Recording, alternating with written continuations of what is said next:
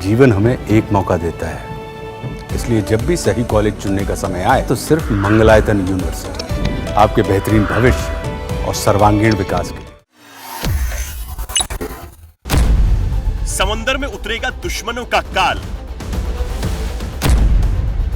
भारत का रक्षक, नौसेना का कवच, समंदर का वीर, नाम है तमाल।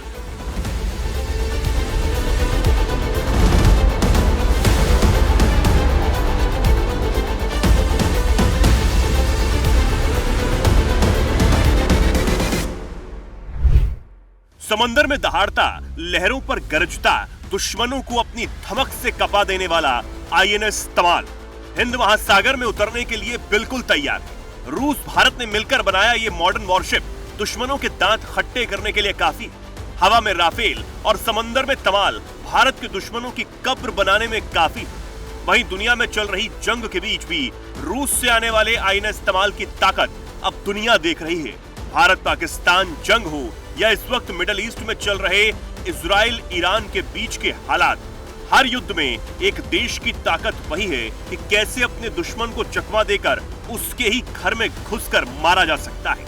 समंदर का सिकंदर आईएनएस तमाल हर उस ताकत से लैस है जो दुश्मनों की आंख में धूल झोंककर उसे ढेर कर सकता है। तमाल, ये नाम भगवान इंद्र की पौराणिक तलवार से प्रेरित है। इसका प्रतीक चिन्ह पौराणिक कथाओं में जामवंत और रूसी ब्राउन बियर के मेल से बना है, जिसके सैनिक खुद को द ग्रेट बियर्स कहते हैं। रूस में तैयार किए गए वॉरशिप तमाल को 1 जुलाई 2025 को नौसेना में शामिल कर लिया जाएगा। इसकी सबसे बड़ी खासियत के बारे में जाने तो ये चुपचाप तरीके से समंदर में अपनी सीमा की रक्षा करता रहेगा और दुश्मन को भनक तक नहीं लगेगी। किसी ने भी भारत की तरफ गलत नजर से देखने की कोशिश भी की तो उसकी खैर नहीं होगी। आईएनएस तमाल की खासियत के बारे में बात करें तो ये रडार की पकड़ में नहीं आता है। एक बार में 3000 किलोमीटर की दूरी ये तय कर सकता है। सुपरसोनिक ब्रह्मोस मिसाइल ये दाग सकता है।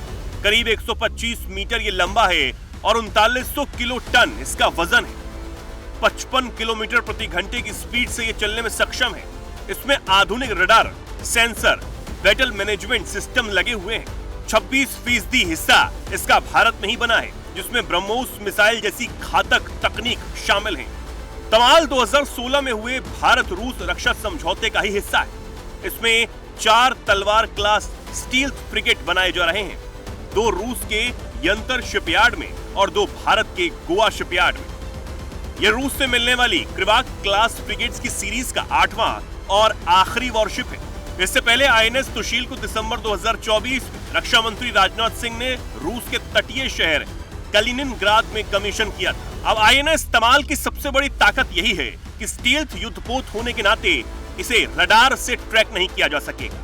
पानी के नीचे भी इसमें काफी कम शोर होगा, जिससे पनडुब्बियां भी इन वॉरशिप का पता नहीं लगा पाएंगी। तमाल को शामिल करने के बाद यह भारतीय नौसेना के पश्चिमी बेड़े का हिस्सा बनेगा, जिसे स्वार्ड आर्म भी कहा जाता है। इस वॉरशिप का मोटो है सर्वदा सर्वत्र विजय, यानी हर जगह हर समय जीत, जो नौसेना की ताकत और संकल्प को सामने रखता है। ये भारतीय नौसेना की शक्ति को और मजबूत करेगा, साथ ही भारत रूस की दोस्ती का एक और उदाहरण बनेगा।